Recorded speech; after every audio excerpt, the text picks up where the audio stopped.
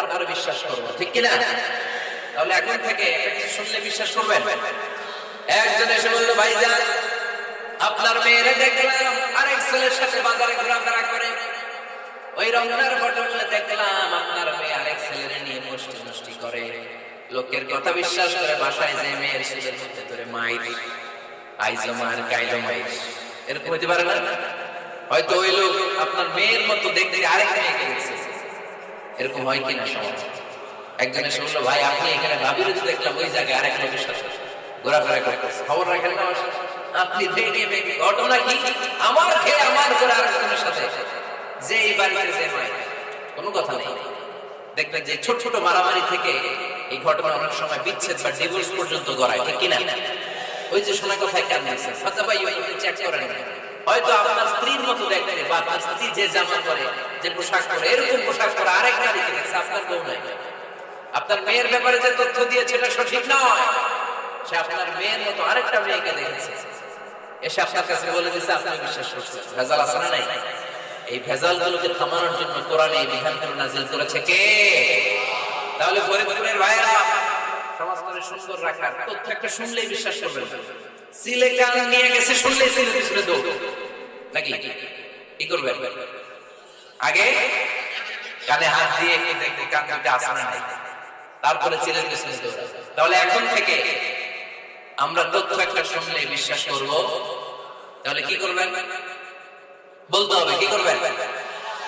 যাচাই বাছাই, justification of the news.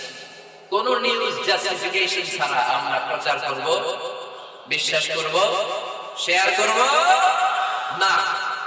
আল্লাহ বললেন, ইয়া আইয়ুহাল্লাযীনা আমানু লা ইয়াসখারু কওমুম মিন কওম। ওহে আমার ঈমানদার বান্দারা শোনো শোনো, খবরদার কখনো কোন মুমিন বান্দারে ঠাট্টা করো না, অবজ্ঞা করো না, ঠাট্টা করো না। তার মনে কষ্ট হয় এমন কোন কথা তারে বলো না। নেভার স্কপ অফ এনিবডি, কাউকে নিয়ে ঠাট্টা করবে না। তার দেহ নিয়ে, তার আকৃতি নিয়ে, তার বংশ নিয়ে। এক লোকের বাবা ছিল চোর, কিন্তু তার ছেলে অনেক ভালো। আপনি কি তারা বলতে পারবেন তুই চোরের ঘরের চোর? বলতে পারবেন? চুরি করছে বাবা, ওর কি দোষ? কথা বলেন।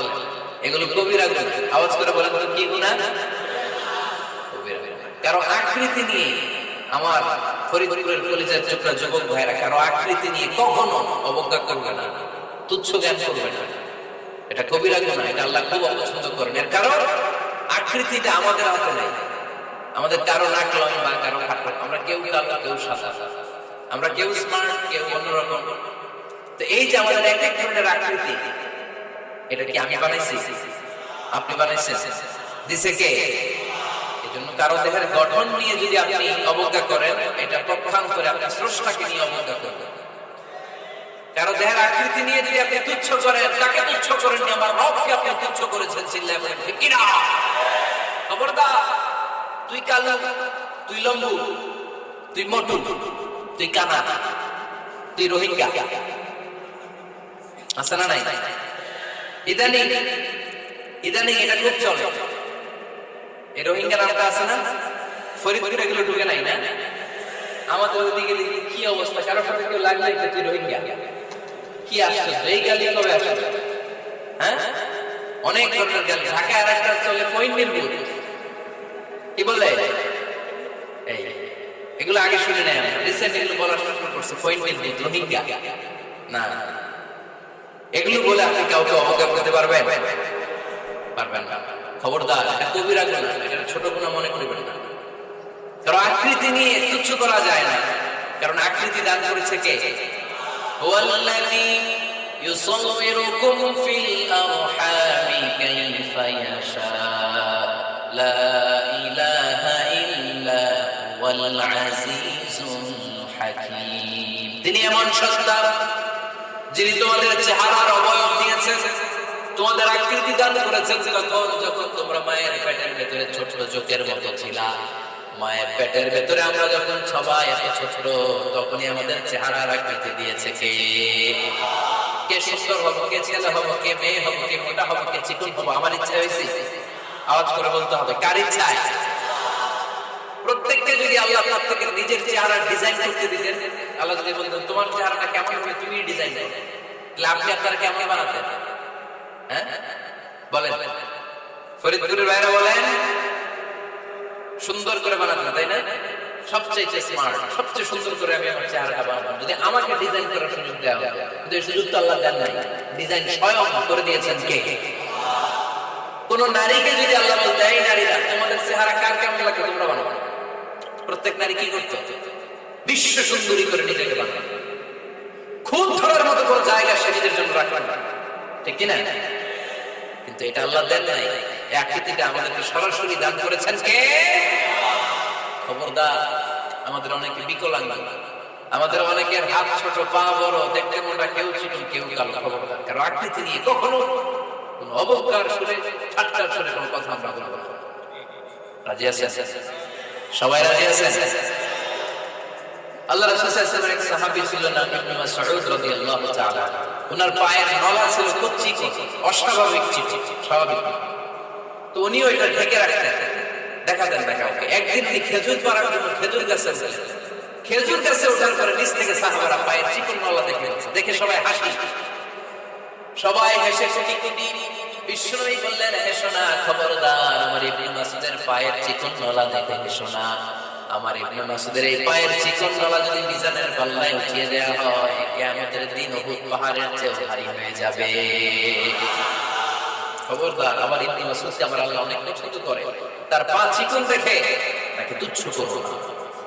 আল্লাহ হাবিব সাল্লাল্লাহু আলাইহি ওয়াসাল্লাম 11 জন স্ত্রীর মধ্যে থেকে একজন স্ত্রী ছিলেন একটু স্থূল আকৃতি, অবেসিটি ছিল, একটু মোটা।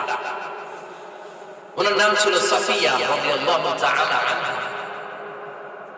আম্মা জান আয়েশার সাথে একবার সাফিয়ার ঝগড়া, নবীদের বউদের মাঝে মাঝে মাঝে ঝগড়া হতো, তবে সেটা হতো মধুর ঝগড়া। সুবহানাল্লাহ পড়েন। আম্মা জান আয়েশা রাদিয়াল্লাহু তাআলা আনহার বাসায় একজন বিশ্বনবী বসা ছিলেন, আর একজন স্ত্রী, বিশ্বনবীর আরেকজন স্ত্রী রান্না করে কিছু খাবার আম্মা জান আয়েশার ঘরে পাঠিয়েছেন। এক দাসী দিয়ে বলল যাও এটা আয়েশার ঘরে দিয়ে আসো, কারণ নবী আয়েশার ঘরে। আম্মা জান আয়েশা রাদিয়াল্লাহু তাআলা আনহা বললেন এগুলো কি?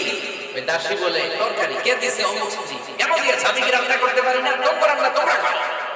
এই কথা বলে পাতিল সহ উড়ায় মারছে চেহারাতে। এর কারণ ওনারা মানুষ ছিলেন, মানবীয় ব্যাপারগুলো ওনাদের মধ্যেও কাজ করে। আবার এক স্ত্রী ঝোল দিয়ে রান্না করে কিছু খাবার নিয়ে এসেছে, আম্মা জান আয়েশা রেগে মেগে ওই ঝোল নিয়ে ওই স্ত্রীর গালের মধ্যে মেখে দিয়েছে। বিশ্বনবীর আরেক বউয়ের গালের মধ্যে ওই ঝোল লাগাই গেছে। এবার ওই স্ত্রী বিশ্বনবীর কাছে যেয়ে বলে ইয়া রাসূলুল্লাহ দেখেন আয়েশারে আপনি বেশি আদর করেন তো, দেখেন কি করে আমাদের সাথে। এই যে আমাদের গালের মধ্যে ঝোল মাখাই একবার মেকআপ বানাইছে। বিশ্বনবী সাল্লাল্লাহু আলাইহি ওয়াসাল্লাম বললেন তাই, আয়েশাকে ডাকা। আম্মা জান আয়েশা রাদিয়াল্লাহু তাআলা আনহা আসলেন। আল্লাহ রাসূল সাল্লাল্লাহু আলাইহি ওয়াসাল্লাম বললেন তুমি কি আমার এই স্ত্রীর সাথে এমন আচরণ করেছো? আম্মা জান আয়েশা বললেন করেছি। কেন? আম্মা জান আয়েশা বললেন তখন মেজাজটা গরম ছিল, এখন বুঝতে পারতেছে আসলে এই কাজটা করা ঠিক নয়। এবার বিশ্বনবী বিচার করবেন। বিশ্বনবী বললেন আল কিসাস, যেমন করা হয়েছে বিচার হবে তেমন। তোমার গালে যেমন ঝোল লাগাই দিয়েছে, তুমি একটু ঝোল নিয়ে আয়েশার গালে লাগাবে। সুবহানাল্লাহ বলবেন না?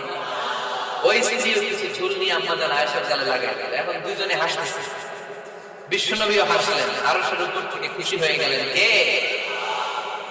স্ত্রীদের মধ্যে মাঝে মাঝে এটা ঘটতো। সাফিয়া রাদিয়াল্লাহু তাআলা আনহা ছিলেন একটু মোটা। আম্মা জান আয়েশা বললেন ইয়া রাসূলুল্লাহ দেখেন আপনার মোটি বউ, আপনার মোটকি বউ, এই মোটি বউ বলে একদিন একটা গালি আমাকে দিয়ে দিয়েছে। আল্লাহ রাসূল সাল্লাল্লাহু আলাইহি ওয়াসাল্লাম রেগে গেলেন, বললেন আয়েশা এটা কেমন কথা তুমি বললা মোটি? আমার সাফিয়ারে তুমি মোটি বলে গালি দিলা রে আয়েশা। ইয়া আয়েশা লাকাদ কুলতি লা কালিমা লাউ মুজিজাত বিমাইল বাহরি লামাজাজাত। এমন একটা মন্তব্য তুমি সাফিয়ার ব্যাপারে করে ফেলেছো আয়েশা, এই কথাটা যদি সাগরের নীল পানির মধ্যে ছেড়ে দেওয়া হয়, এই কথার পঙ্কিলতার কারণে, এই কথার কর্দমাক্ততার কারণে, এই কথার পঙ্কিলতার কারণে সাগরের সব পানিগুলো মুহূর্তের মধ্যে কালো হয়ে যাবে। এই কথাটা সাগরে ফেলে দিলে সাগরের নীল পানি পুরোটা কালো হয়ে যাবে। খবরদার, কাউকে তুচ্ছ করে অবজ্ঞা করে কখনো কিছু বলা যাবে না। এই জিহ্বাটা এটা ভয়ঙ্কর একটা অঙ্গ। বেশিরভাগ পাপ এই জিহ্বা দিয়ে হয়। কি দিয়ে হয়? এজন্য সাহাবারা জিহ্বা ধরে মাঝে মাঝে জিহ্বার মধ্যে ব্যাট মারতেন। আর বলতেন জিহ্বা তোর জন্য আমি আটকে যাবো কিয়ামত থেকে। আমলিক আলাইকা লিসানাক, নিজের জিহ্বার মালিক নিজে হন, আপনার জিহ্বার মালিক যেন শয়তান না হয়ে যায়। জিহ্বা আপনার, শয়তানের ভাষা আপনি কথা বলেন কেন? খবরদার, প্রতিটা কমেন্ট, প্রতিটা কথা, প্রতিটা মন্তব্য, এগুলোর ব্যাপারে কিয়ামতের দিন পাই টু পাই করে আপনার কাছে আল্লাহ সুপ্রিম কোর্টের কাঠ করায় দাঁড় করিয়ে আপনারা জিজ্ঞেস করবে কে? এজন্য বিশ্বনবী বলছেন মাইয়াদমানি মা বাইনা লিহিয়াইহি ওয়া মা বাইনা রিজলাইহি আতমান লাহুল জান্নাহ। আমার কোন উম্মত যদি দুইটা অঙ্গের গ্যারান্টি আমারে দেয়, আমি আমার উম্মতকে জান্নাতের গ্যারান্টি দেব। দুইটা অঙ্গের, একটা হলো জিহ্বা আর একটা লজ্জাস্থান। দুই চোয়ালের মাঝে যা থাকে লিজ্জা জিহ্বা, আর দুই পায়ের মাঝখানে যা থাকে লজ্জাস্থানে, দুইটা অঙ্গের গ্যারান্টি যদি বিশ্বনবীকে আপনি দেন যে নবী জিহ্বা আর লজ্জাস্থান এই দুইটা অঙ্গের কোন পাপ আমি করব না, নবী বলে আমি দুনিয়ায় তোমার জান্নাতের গ্যারান্টি দেব। এজন্য জিহ্বাটারে সামলা, যা মনে চায় বলেন। খবর আছে না নাই? খবর আছে। মা ইয়ালফিযু মিন কাওলিন ইল্লা লাদাইহি রাকীবুন আতীদ, যা মুখ দিয়ে বের হয় লিখে রাখার জন্য দুইজন ফেরেশতা রেডি করে রেখেছে কে? চিল্লায় বলে। যতদিন আমরা বেঁচে থাকবো ততদিন থাকবে আমাদের টাকা, আমরা মরে যাবো এই ফেরেশতারা ওজাল দিবে, ঠিক কি না? দুই কাঁধে ছিল যে তোমার দুইজনা পাহারা, তোমারে একলা তুইয়া পালাইছে তাহারা, তোমার আটকুঠুরি নয় দরজা বন্ধ এবার হলো রে হলো, মুখে আল্লাহ রাসূল সবে বলো, ও মুখে আল্লাহ রাসূল সবে বলো, দুয়ারে আয়েশাতে পালকি নাই হরি গাম তোলো রে তোলো, মুখে আল্লাহ রাসূল সবে বলো, ঠিক কি না? এজন্য সাবধান, আমলিক আলাইকা লিসানাক, নিজের জিহ্বার মালিক নিজে হন। মন যা চায় নেবেন, তখন ইচ্ছা মতো মন মতো কোনো মন্তব্য চলতে পারে না। বিশ্বাসী বলে যদি নিজেকে দাবি করে, নিজের জিহ্বার মালিক নিজে থাকার দরকার আছে না নাই?